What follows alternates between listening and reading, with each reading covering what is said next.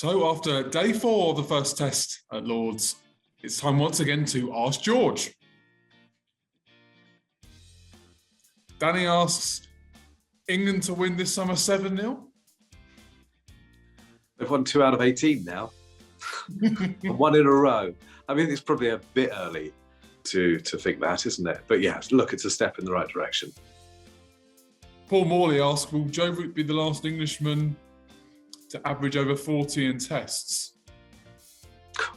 That's a miserable way to look at things. He might average over 50. I've got a theory about Joe Root that he will end up probably being the top run scorer in test history and remain it. I mean, he's in the form of his life, isn't he? I think that's 9 test centuries since the start of 2021. And he's 31, just past 10,000 runs. So, you know, if he played for another 5 or 6 years, which he looks capable of, he could get up to Sachin's numbers. And then you would think that might coincide with sides playing fewer tests. I mean, that's certainly possible. At which stage maybe he becomes unassailable. But that wasn't really what the question was about. I mean, no, you would hope that, maybe Ollie Pope or Harry Brook or somebody like this could come along and at least average 40, yeah. It's been a tough period to bat in England, you know, the last few years, to give them some slack. And it is incredible, really, that Joe Root's numbers are so good, bearing in mind how much the Duke's ball has done and how much English pitchers have done. So, you know, he deserves all the praise he gets. Aside from the Test 100 in Australia, is there anything Root hasn't done in the game? That's from PL. That's a good question. I mean, of course, I'm sure there are things that other players have done that he hasn't. You know, he hasn't really, I suppose, nailed his T20 career, I suppose, although there have been moments. And yes, he would love to be a part of a side that won in Australia. I suppose he was part of a side that won in India. But, you know, there's always more. You can't be unreasonable about. He's putting together an absolutely outstanding career. Kane Williamson was just asked about the big 4, and he sort of laughed it off and said, Joe's the biggest, which is quite something. Now, you know, Steve Smith's supporters would probably quite rightly point to his statistics and suggest that he's the best test player in the world, and he might well be. But, bearing in mind again that Joe Root plays here, which is difficult. I don't know. Yeah, he would love to have got that 100 in Australia. He certainly looked good enough in those first 3 tests. I think the burden of captaincy and captaining a disappointing side really weighed him down. But hey, he's 31. There's still time. Have we learned anything from this test? Anderson and Broad still have it, and batting-wise, England rely on Root and Stokes. It's from Dave Studland. Well, there's a bit of truth in that, certainly. You'd have to say Matt Potts has come in. I think he's taken 7 wickets at 9 in this game. You know, that's a terrific debut. I mean, he looks like a bowler that certainly in English conditions is an asset. I'm sure he's going to play a lot of test matches. So that's something. They've learned something there.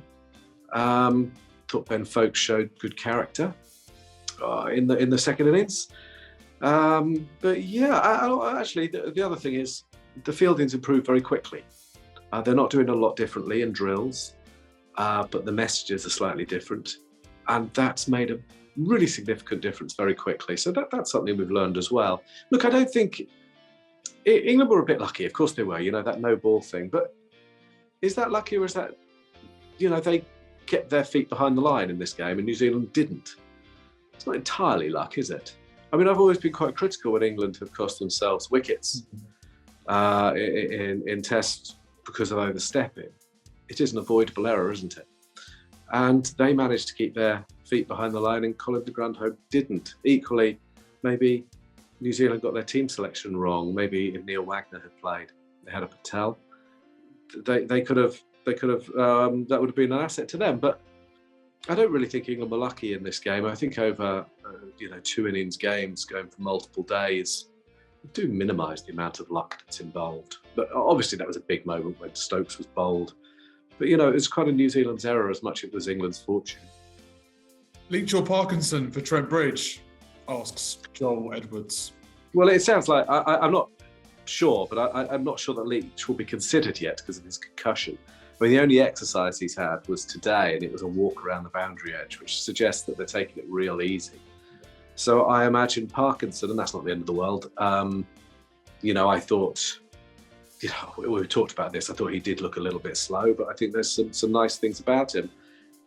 Equally, it's a bit of a worry that he can't bat. I think he was coming in below Anderson, wasn't he? So, but it wasn't like he bowled badly. He's a gutsy little cricketer and a lovely drift. So if he deserves one test, he probably deserves two to have a better look at him. And he's still learning, like I said many times, I think that he keeps improving.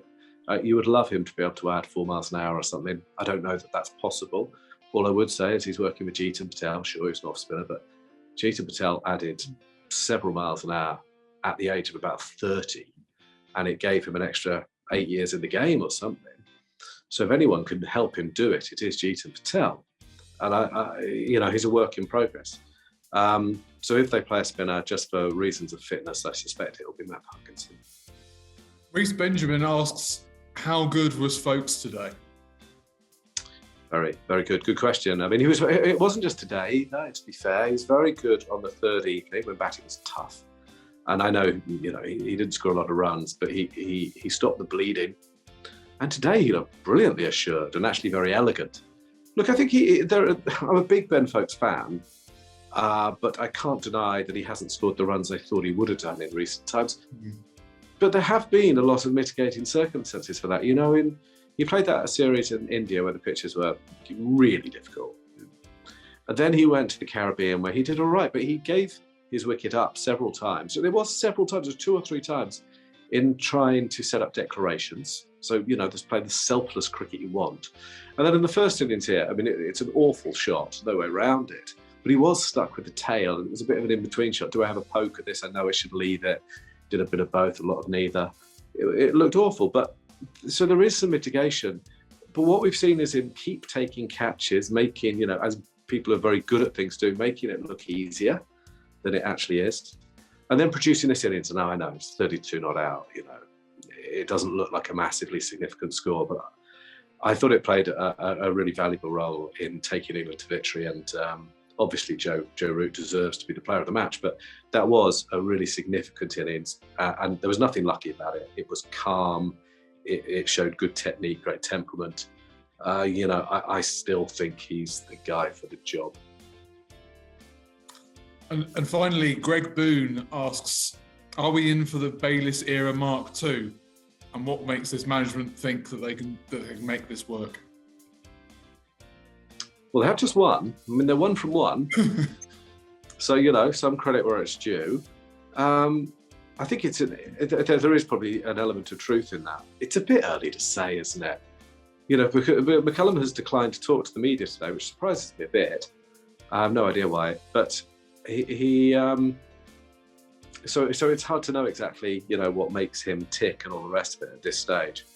But their fielding was a lot better. I know I keep saying this. Also, the bowling was different. For all Anderson and Broad's excellence over many years, there have been times when everyone surely watching this has shouted at their TV, pitch it up a little bit more. How can you? They have. Joe Root and Chris Silverwood mentioned this after the Adelaide Test, if you remember. It does happen that even the greats can frustrate themselves. And in this test, we saw a difference. We saw genuine improvement. They did pitch fuller. They did utilise the new ball. They did make batters play more. So he's got them doing that as well. So there are some tangible improvements. Just think it's going to take a wee bit of time, and you can't expect the coaches to do everything if they're not getting the raw resources from county cricket. So there's a lot to look at, but I don't think they could have started a lot better. And by the way, that was a fantastically entertaining game. Just a real basic level. It's really good fun. That's the point. That's why we're here.